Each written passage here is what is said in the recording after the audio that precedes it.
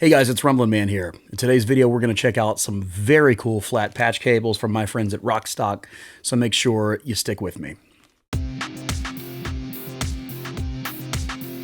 Guys, welcome back to the Rumbling Man channel. If this is your first time here, this is a guitar and bass channel where we look at gear and tutorials as pertain to today's guitar and bass players. All right, so feel free to go on and hit that subscribe button. I know it's been a couple weeks since I last came out with a video, trying to budget time in the midst of, playing gigs and producing and stuff like that.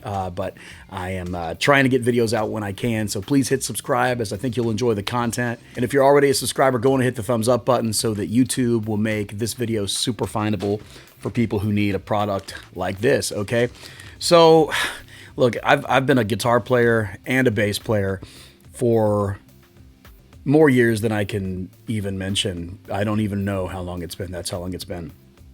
And I've put together many pedal boards.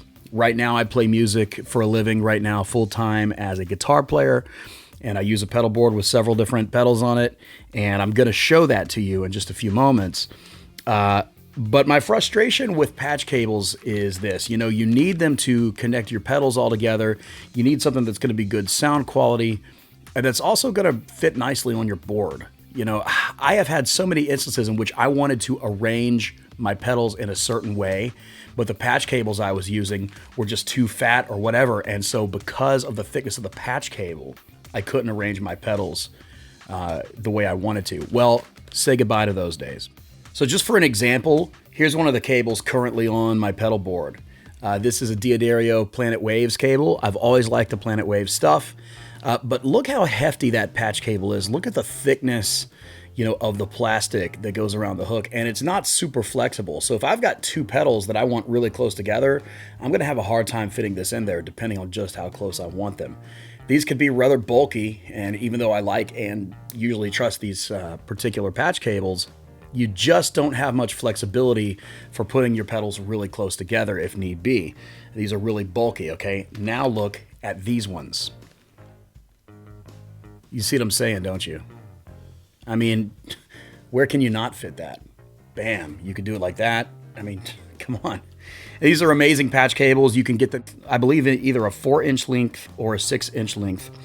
I believe you can also get them either in C shape, like this one, or in S shape, which is made to curve around a little more. And they're just really cool. So what I want to do today is I just want to let you watch me rewire my pedal board, because I'm going to put one or two new pedals on it. And then I'm going to get it all, hooked back up. I'm going to mount the power supply under it, and I'm going to get it wired up using these patch cables. And let's see what a difference it makes. Let's check it out. All right, so here is my pedal board as is right now. And if the pedals look a little dirty, it's because they are. I use this board 5 or 6 nights a week in all kinds of terrain, mostly outdoor, mostly beach. So yeah. So I didn't have enough Velcro when I initially put this together to mount the high-re power supply underneath, but this pedal board does come with a slot underneath where you can mount the power supply. So that's what's going to happen right now. Okay, so by the way, the board I got on Amazon. You can check it out, link in the description. Great size for a small acoustic / electric pedal rig or a bass pedal rig.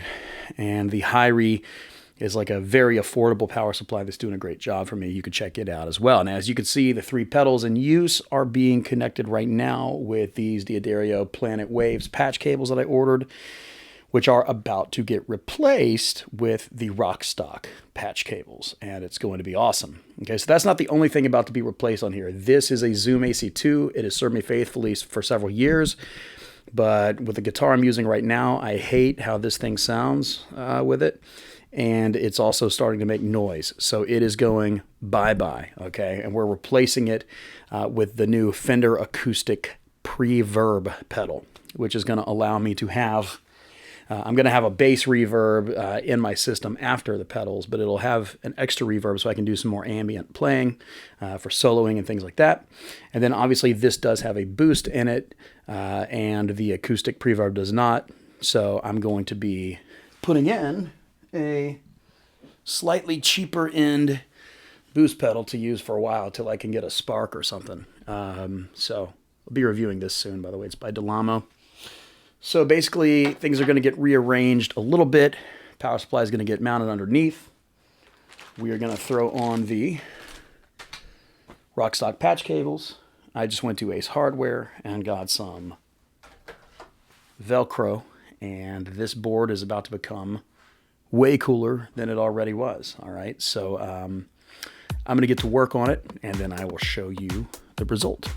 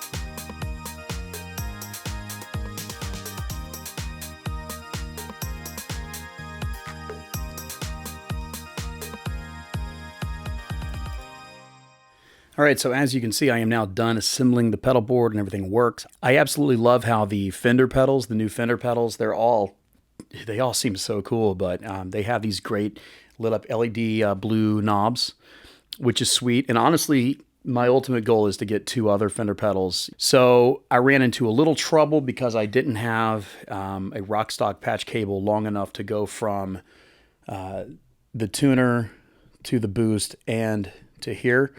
So I did use one of my old Planet Wave cables to go under here and go from the tuner into the boost. I'm sure Rockstock makes one long enough. I just didn't have one of the 3 sets that I have that Rockstock sent me. So, but other than that, very pleased. I mean, if you need to get in these little crevices, you know, it's very hard to do that with a Planet Waves cable or Monster cable. And Rockstock's cables nail it. And so here we are. We mounted the power supply underneath. There's still room for other pedals. Eventually, another thing I eventually want to do is replace this tuner with a mini poly tuner and replace this boost with a mini spark, just so they'll take up less space and be more efficient. But in the meantime, this looks like a functional pedal board. But here's what I want to do real quick on this video. I want to go on and plug up. I'm going to plug my guitar in, which it'll be plugged in through the tuner. And then obviously the signal will end up coming out of the looper. And I want to plug it in and just play a little bit and just kind of let you hear how the pedal board is sounding with these great patch cables. So let's check it out.